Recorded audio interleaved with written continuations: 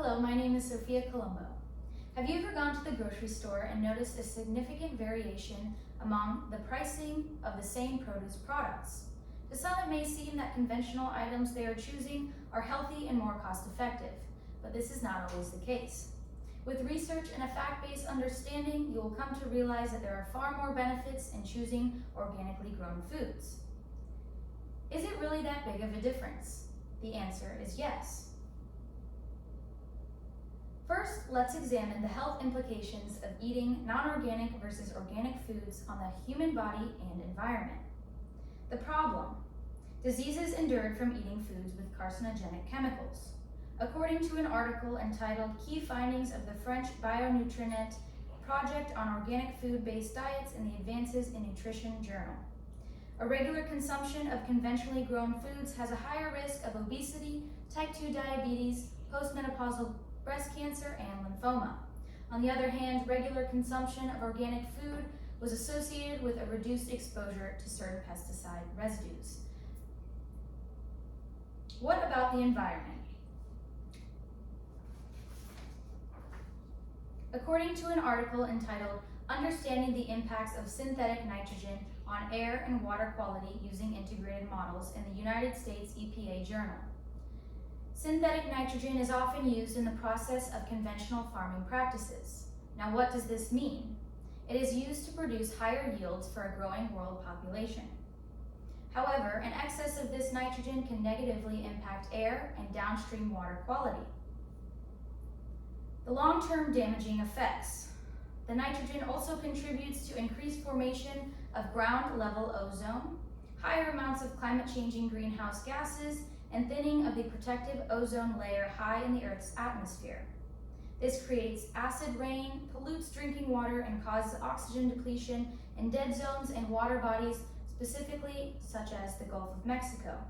Not only does this affect the land, but it also affects the aquatic wildlife and causes serious harm to their habitat and to their health. Next, I will tell you the types of carcinogenic chemicals that are causing these health issues.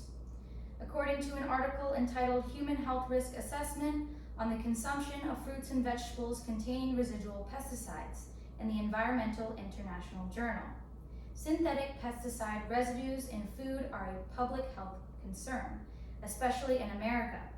An analysis was performed that focused on the putative cancer cases that would be prevented in the United States if half of its population would increase its daily consumption of organic fruits and vegetables by 1 serving daily.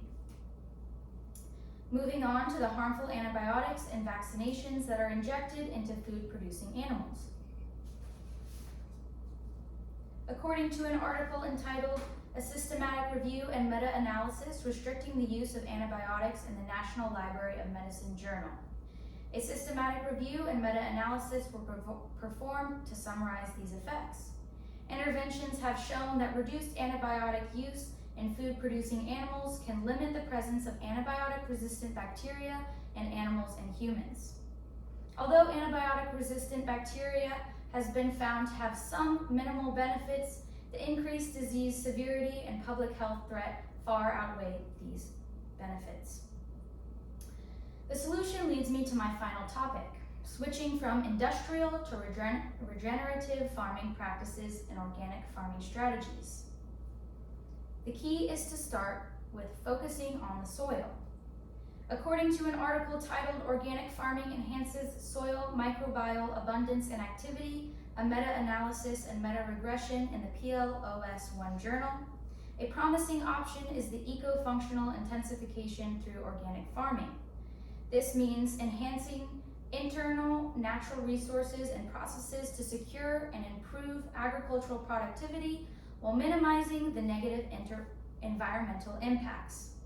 An active soil microbiota plays an important role in various soil-based ecosystem services, such as nutrient cycling, erosion control, and pest and disease regulation, which are all positive effects on soil health. Moving on to the organic farming to preserve the environment.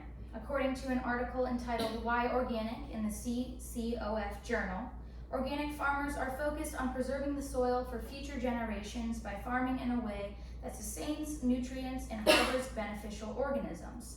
An example of this is using worms. Organic farmers are required to use these integrated pest management practices. These practices strive to protect wildlife, promote biodiversity, and work to improve and maintain native ecosystems.